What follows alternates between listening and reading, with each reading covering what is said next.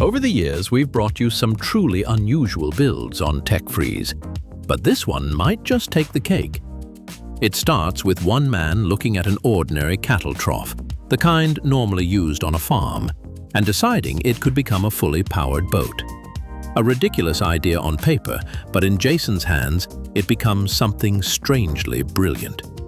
The only question is, will it actually survive the water? Let's get into it. The process begins by clamping narrow wood strips onto both sides of the tank.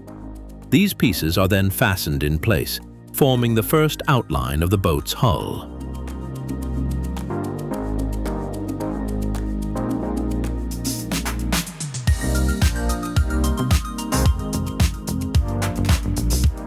The strips are taped together temporarily, giving Jason a chance to test the hull shape.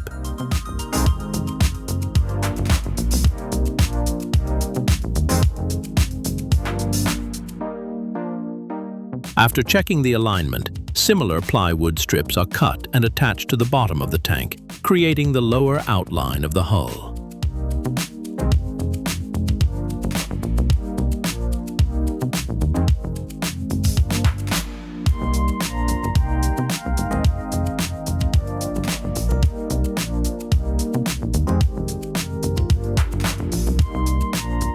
The upper and lower outline pieces are then connected with diagonal braces, linking both frame lines. This is done on both sides of the tank.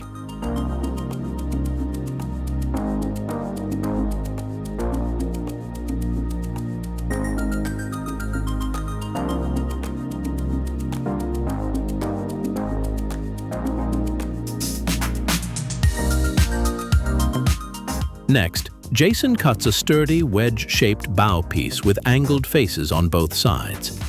This gives the two slanted plywood strips a flat surface to glue and screw into, locking the front of the bow together.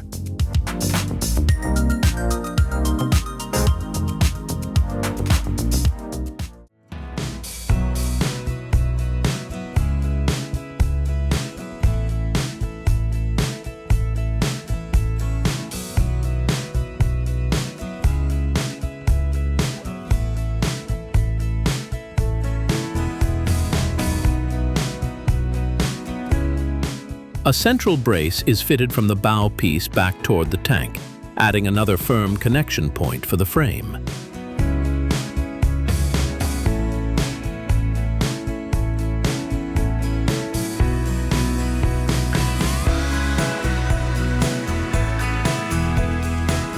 Jason installs shorter transverse wood pieces one by one along the central brace, extending them out to the side frames and turning the hull into a stronger ribbed structure.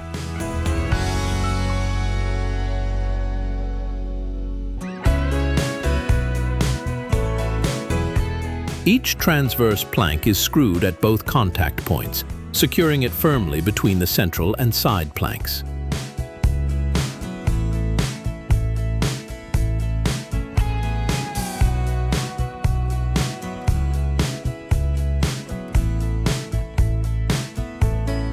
With the top transverse pieces fitted, Jason cuts evenly spaced notches into another plank, allowing it to bend around the curve of the tank.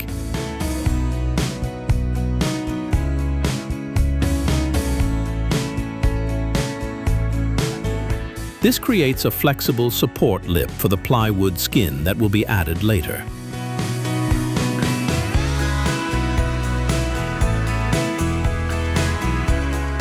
Transverse wood pieces for the bottom section of the frame are cut and installed.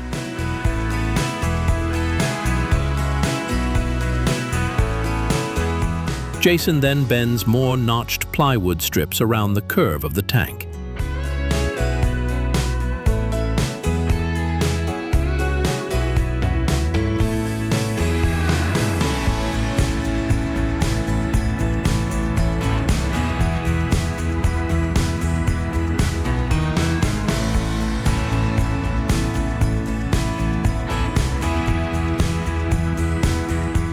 The process is slow.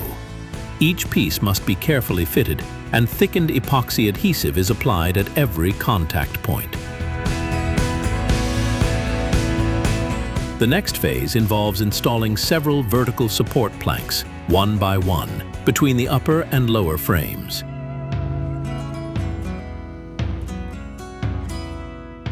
These work together with the horizontal pieces to form a traditional boat-style skeleton, fully strengthening the front of the boat.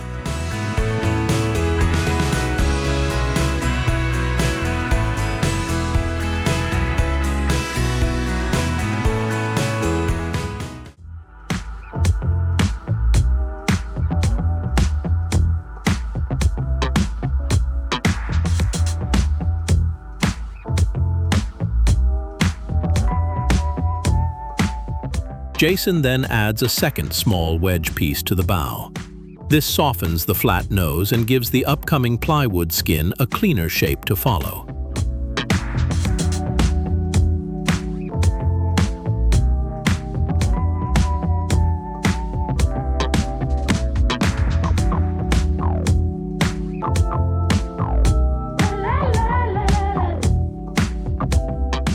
It is now time to prepare the plywood skin that will cover both the tank and the hull structure. Jason cuts the sheets and test fits them against the frame.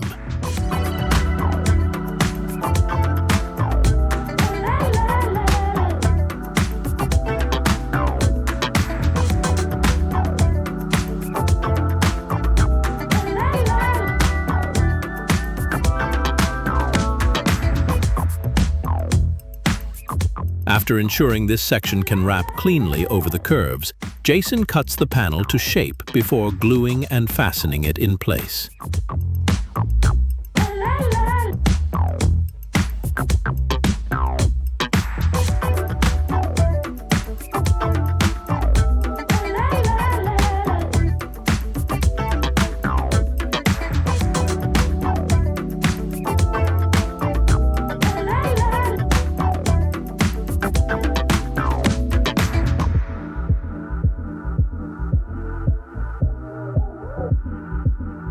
With one panel installed, work shifts to the opposite side where the second wall panel is fitted.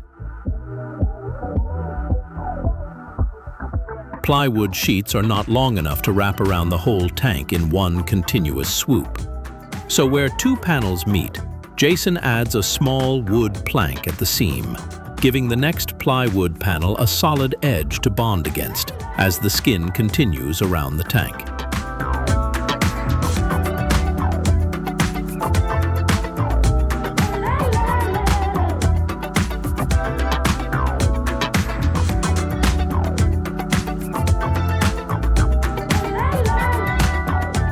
The final side panel is installed, wrapping the shell in a continuous wooden skin. Then the entire structure is turned over, revealing the full shape of the hull for the first time.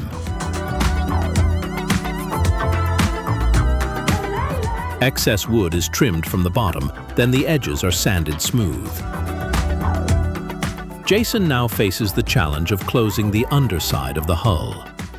This is a tricky step because the plywood panels have to follow the curved shape of the frame.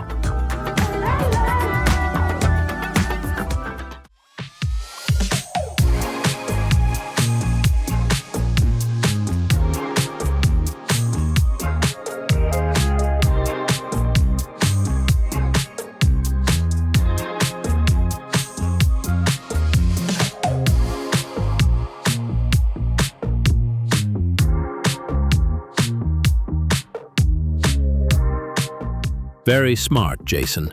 Very smart. A smaller panel is prepared to cover the remaining front section.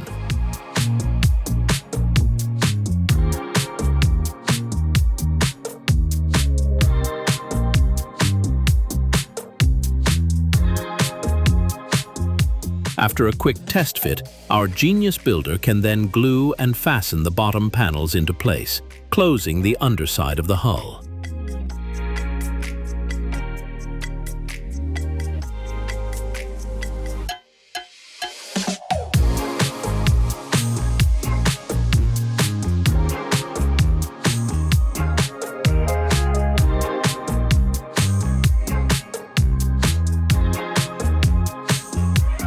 The bottom panels are screwed firmly into place.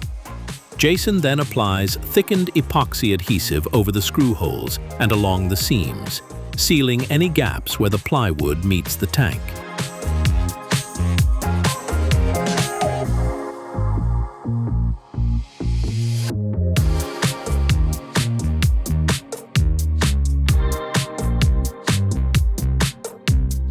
Excess plywood at the base is trimmed off.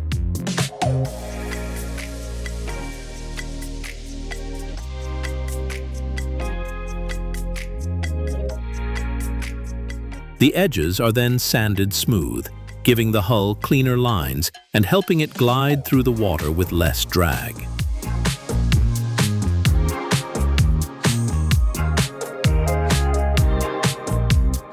The boat is flipped back upright. Jason then prepares a two-part expanding polyurethane foam, a fast-reacting mixture that grows in volume and fills the empty hull section.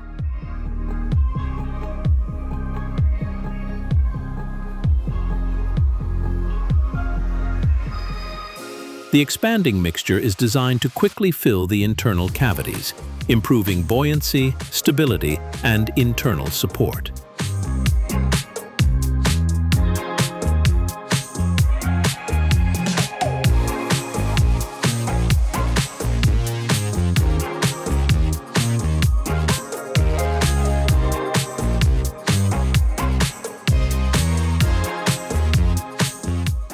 Next, Jason enlists the help of his friend Craig to trim the expanded foam flush with the top of the hull frame, removing the excess until the surface sits level and ready for the top plywood skin.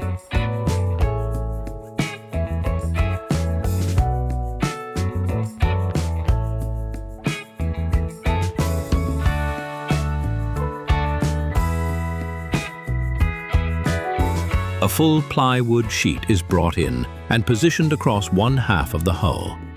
Jason then traces the shape and carefully cuts the panel to size.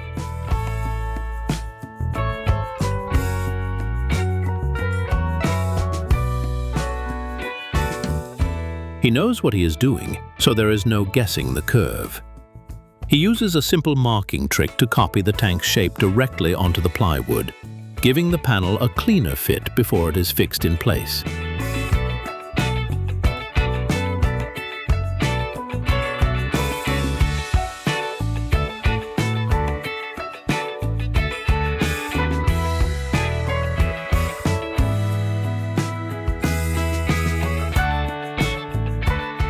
Before fastening the first top panel, Jason uses it as a template for the second. With both panels ready, he coats the frame with epoxy adhesive, sets the panels into place, and staples them down.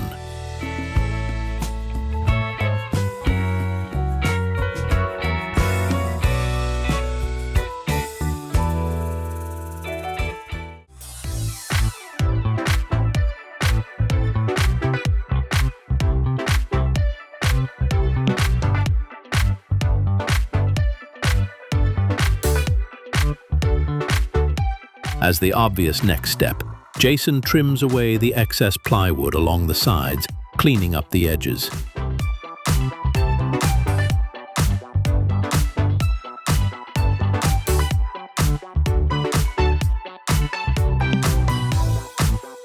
He then sands the freshly cut edges, smoothing out the rough transitions.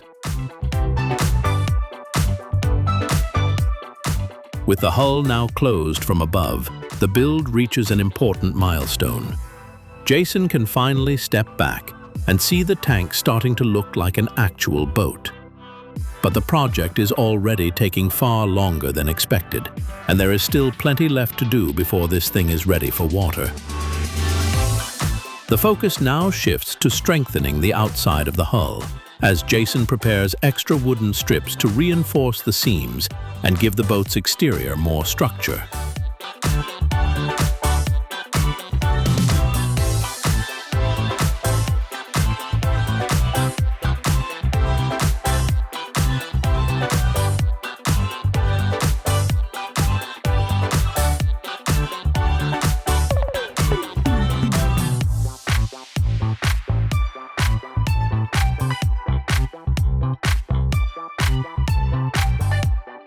all of the edges are properly lined.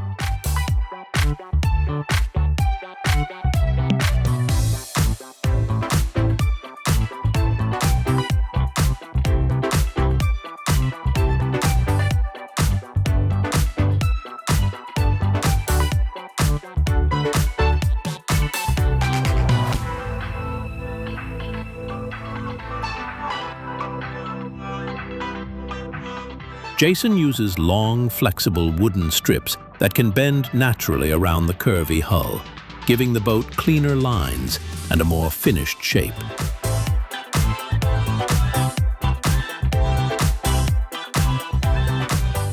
A long rubbing strake is added along the bottom edge of the hull, giving the boat a tougher bottom outer line, which will protect the plywood skin from the knocks and scrapes that come with life on the water.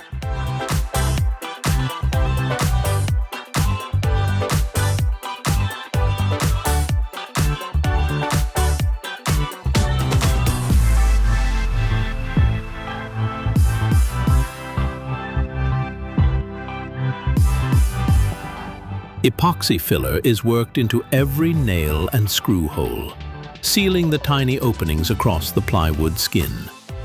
On a boat, even the smallest gap can become a problem, so each one has to disappear before this hull ever touches water.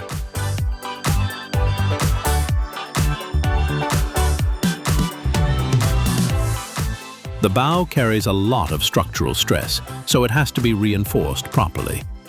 Jason adds extra wooden bracing to the front section, giving the bow the strength it will need to cut through waves with confidence.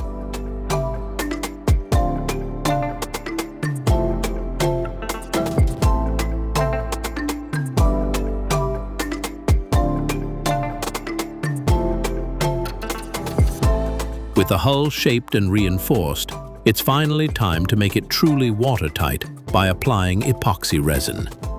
And so, the boat is turned over, and the edges are taped off to keep things clean.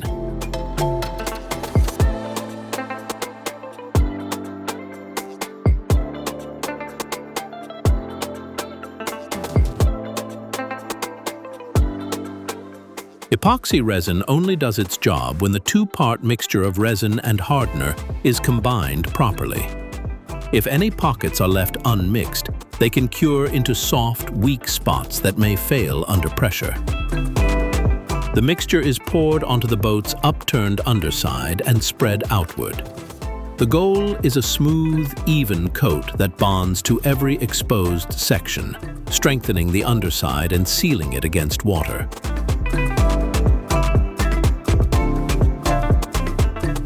Once the epoxy sets, the tape is removed.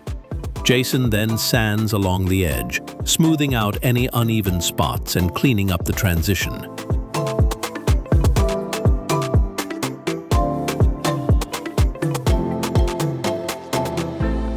With the edge cleaned up, Jason moves back to the bow, trimming away the protruding wood until everything sits flush and neat. Even the screw holes get proper treatment. Jason uses a plug cutter to carve small circular plugs into a piece of wood. He then slices across the board, releasing the plugs one by one. After glue is applied to the holes, each plug is inserted to cover the screw heads, leaving the surface cleaner and ready for finishing.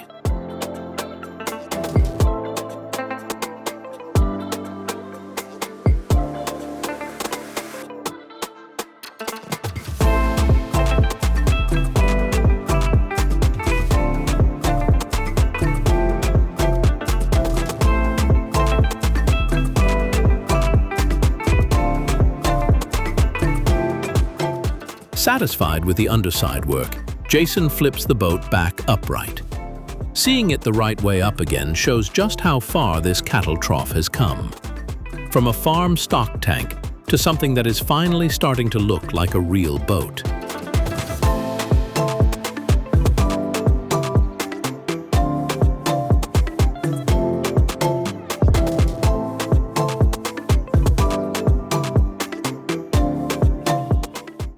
This next phase is all about turning this otherwise functional build into a truly beautiful one.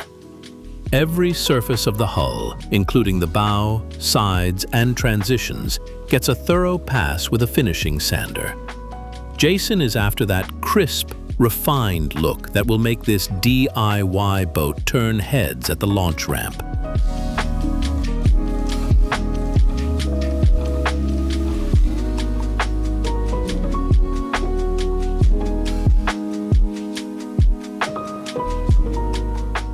With the sanding done, the cockpit edges are taped off, and the painting process finally begins. A roller handles the large, flat surfaces efficiently, while a brush takes care of the tighter corners. This two-tool approach ensures an even base coat across every part of the hull.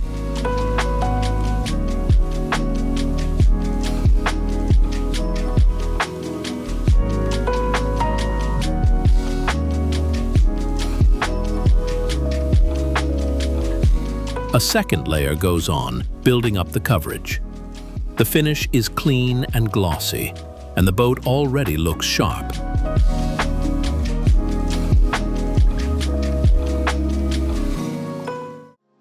But Jason is not done yet. A single color is never going to be enough for a boat this unique. He lays more tape across the hull in long, precise lines, creating sharp boundaries between the two paint colors, while also marking a clean waterline.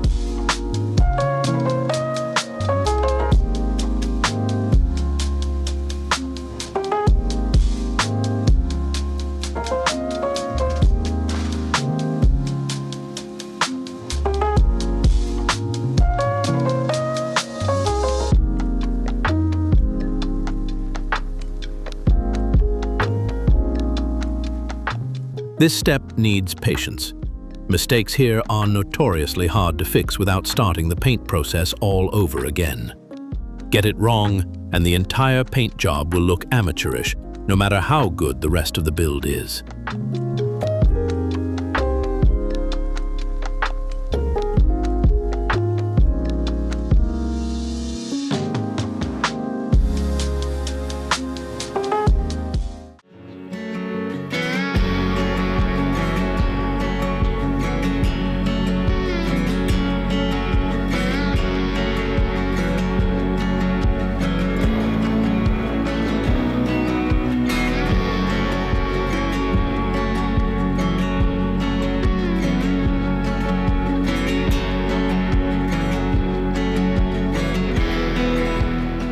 With the masking locked in, the final paint layers go on.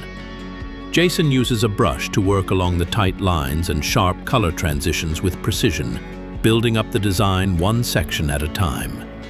The thicker brush-applied coats also give the hull stronger protection against abrasion and moisture.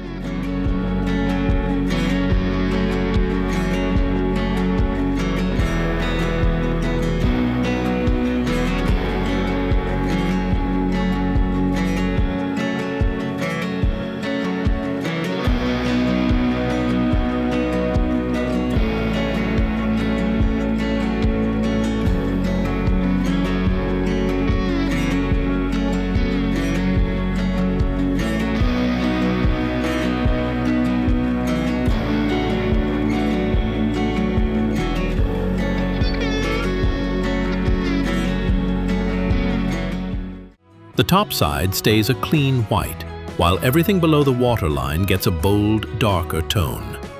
This separation isn't just aesthetic. The paint below the waterline provides an extra layer of protection where it's needed most.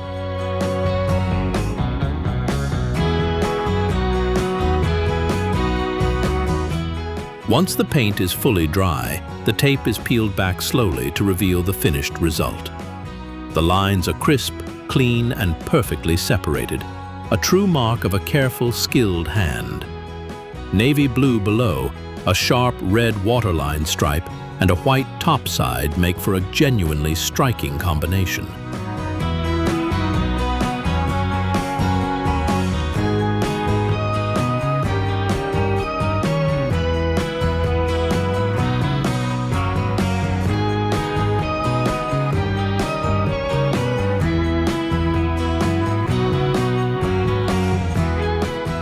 With the exterior complete, attention now shifts to the interior, where the cockpit still needs to be properly fitted out. An engine mount goes in first, giving the outboard motor a solid, secure anchor point at the stern.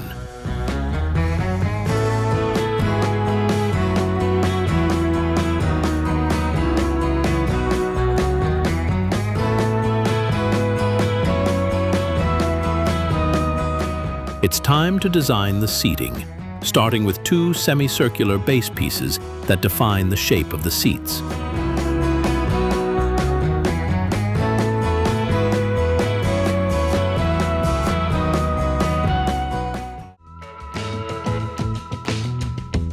Because the inside of the tank is curved, Jason cuts grooves into two sets of plywood strips so they can bend around the wall. The strips are fixed in place on opposite sides of the tank, creating support ledges for the seat panels to rest on.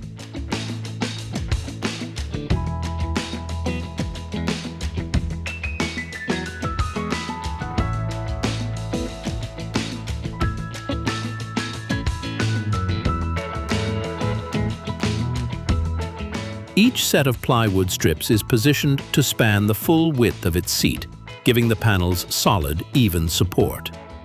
Planks are then set along the floor on either side, separating the seating area from the open deck.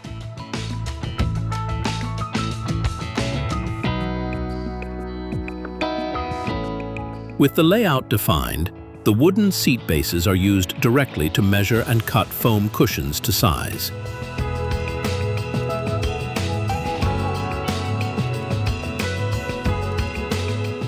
Jason goes with blue faux leather for the cushions, matching the cockpit to the blue accents already painted on the hull. A staple gun then makes quick work of pulling the upholstery covers tight over each finished base.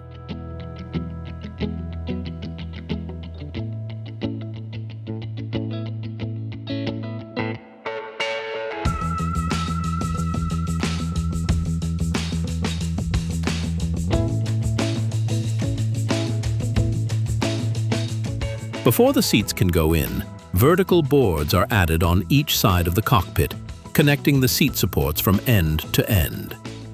What would have been empty space beneath the seats now becomes hidden storage, giving this ridiculous stock tank boat a surprisingly practical upgrade.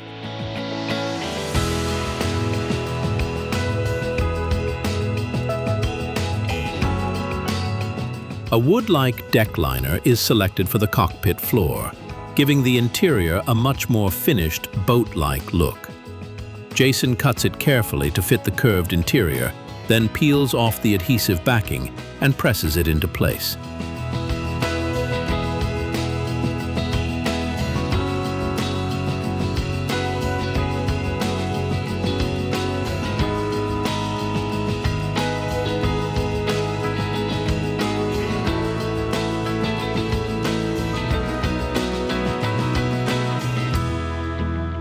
What a beautiful transformation.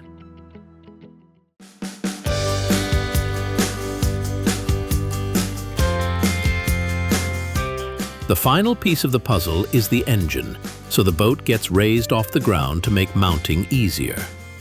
A Mercury Pro Kicker outboard motor, known for its performance and durability, is bolted firmly to the stern. With the engine now locked in, the cattle trough has officially, impossibly, become something no one expected. A fully powered boat. The build is complete. The boat can finally leave the workshop. It is loaded onto a trailer as Jason heads to the water for the real test. After all the shaping, sealing, painting, and fitting out, this is where the stock tank boat finally has to prove itself. Before launch, the boat, now named the Milk Dud, gets a proper christening. Not with champagne, but with 2% milk. For a cattle trough boat, it could not be more fitting. With tensions sky high, the boat is slowly eased into the water. Will it even float? Yes, it does. It sets off across the water, cutting smoothly over the surface with surprising ease and grace. After all the doubt, all the jokes, and all the questionable decisions, this ridiculous cattle trough boat actually works.